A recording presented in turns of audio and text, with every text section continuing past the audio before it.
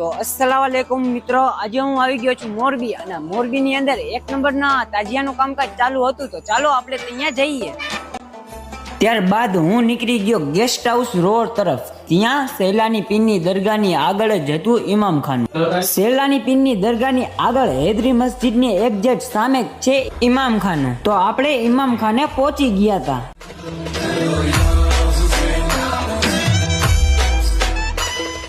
ત્યારબાદ આપણે નિસાર અહેમદ બાપુની મુલાકાત કરી લઈએ. વાહ માશા અલ્લાહ, મોરબીની અંદર તાજિયા નંબર 1 નું કામ 80% પ્લસ થઈ ગયું છે. વાહ, ઇમામ હુસેનના આશિકો દ્વારા અહીંયાનું કામ જોરશોરથી ચાલી રહ્યું હતું. का दीन बचाने हुसैन